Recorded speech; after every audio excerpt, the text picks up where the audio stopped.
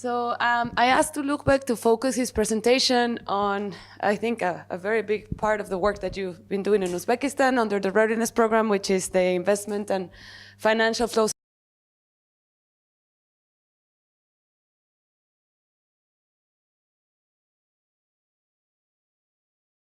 It's really,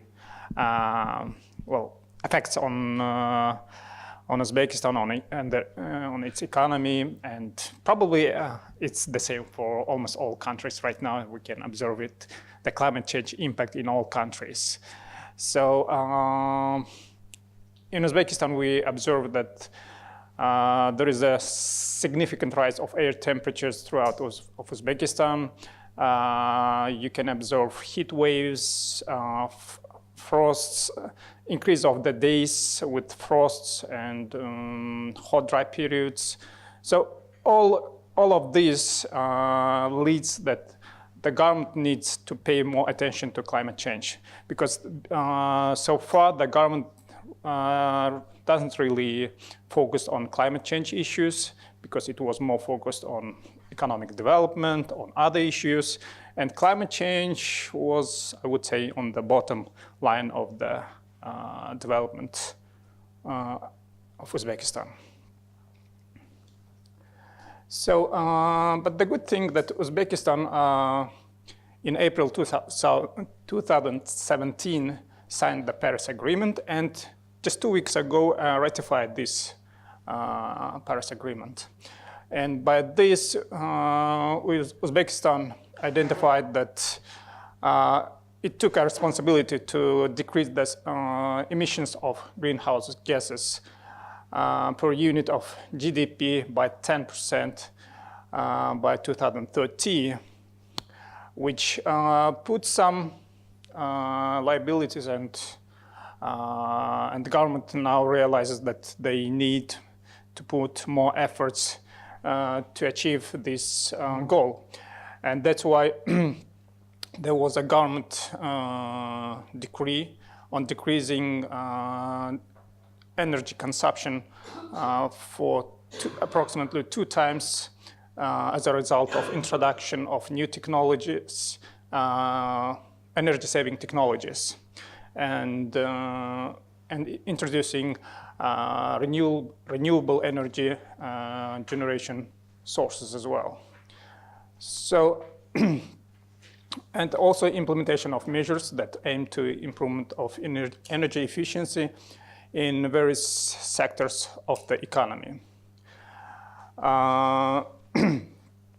It also, the INDC outlines some adaptation measures as well. So it's more focused on agriculture and water management sectors, adaptation of social sector to climate change, and adaptation of some strategic infrastructure and production facilities to these climate change issues. The rationale why we wanted to introduce the IFF assessment as a tool to the government. Since in Uzbekistan, we don't have a single strategy or program which focus on mitigation or adaptation to climate change. Unlike in other countries, they are more advanced on this process, while Uzbekistan at the beginning process, I mean, at the initial process of this, development of the strategy. So it will, therefore, we thought that this tool will be useful for government during the development of the strategies or plans that address mitigation and adaptation issues. But as it was mentioned by our colleagues, that turnover of the human capital is quite common, and it's true for developing and developed countries. So that's why instead of using or engaging individual experts from different organizations, during the project, we instead decided to focus on institutional kind of arrangement. That's why we thought that building the national capacity would be one of the issues, and we selected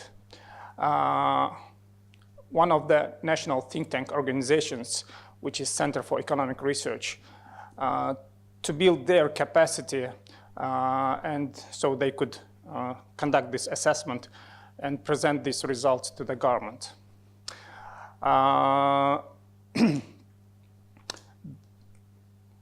The center, since they already provide the government and the cabinet they actually provide, they do various research and analysis for the cabinet of ministers. So they have a direct access to the government.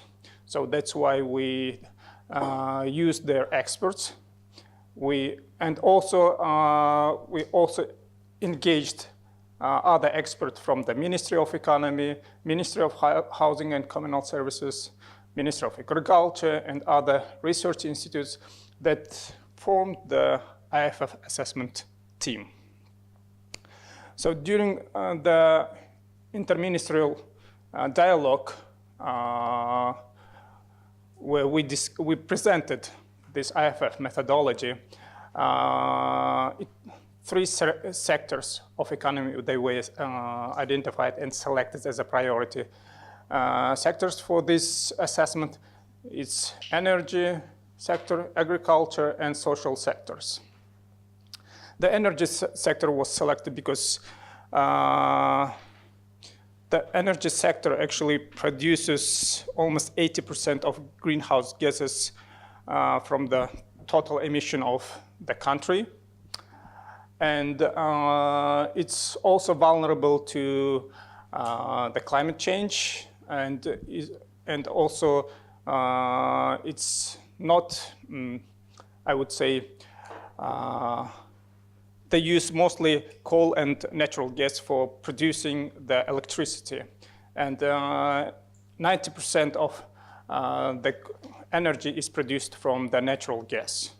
So they burn the natural gas and produce the electricity, which is not very efficient. And they also use coal, which emits a lot of greenhouse gases to the air. So that's why energy sector was selected as one of the priority sectors. Agriculture is more related to food security, and also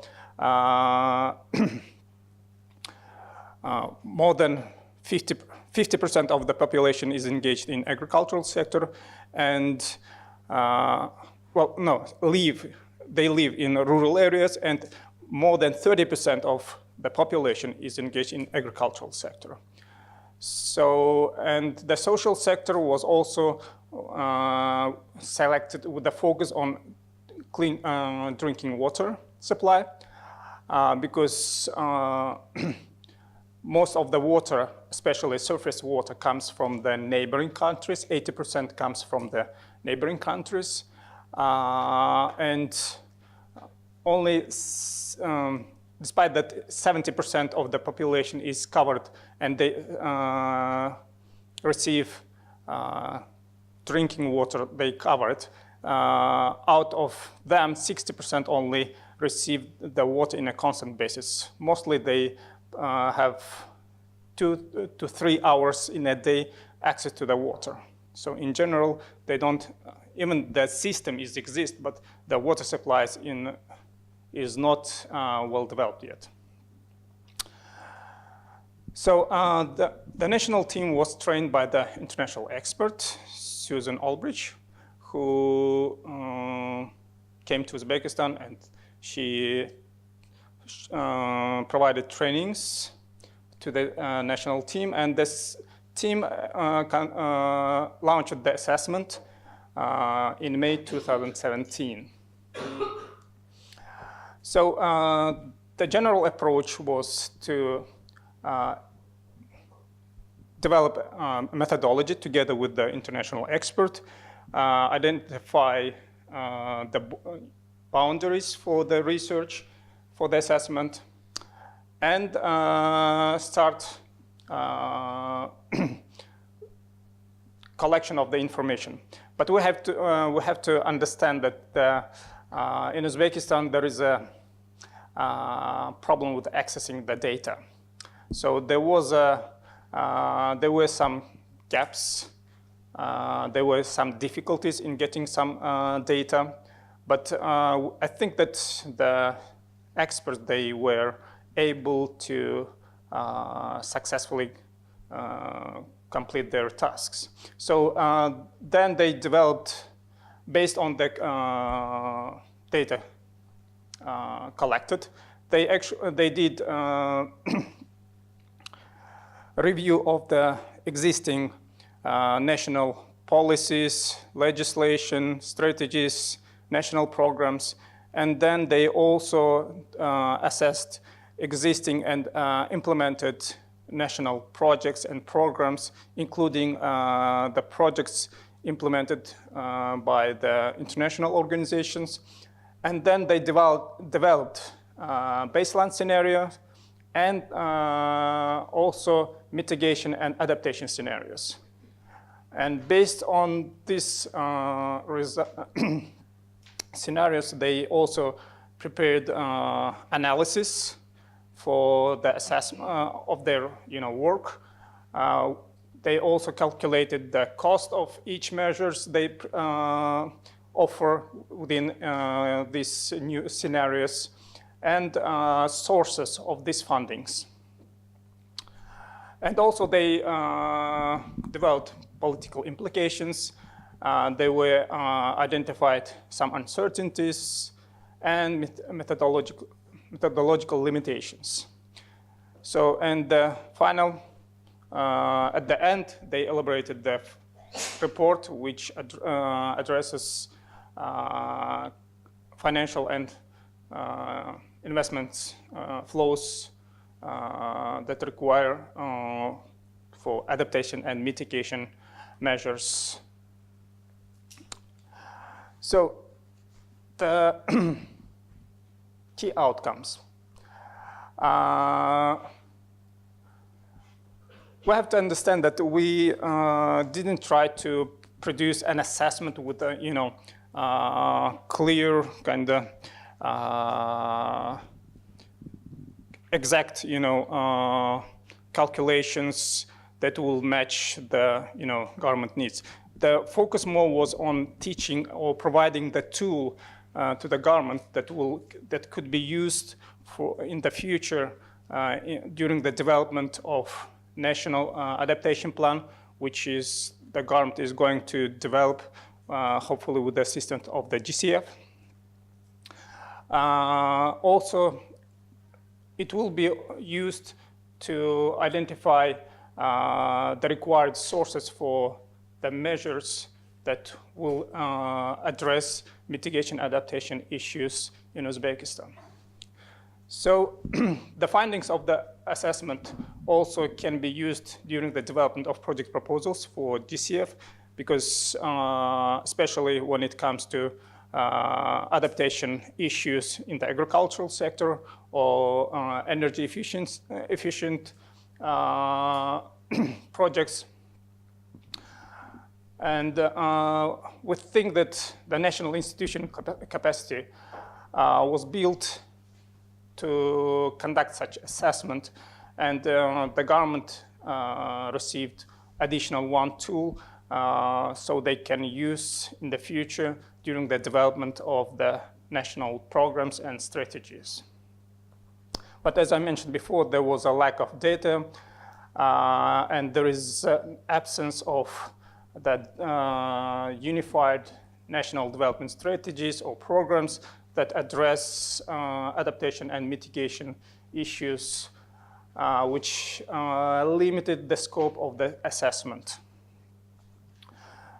So what is our next step? Since the assessment was already developed and presented to the government, so We built the capacity of the national experts, so institutional memory is with the center.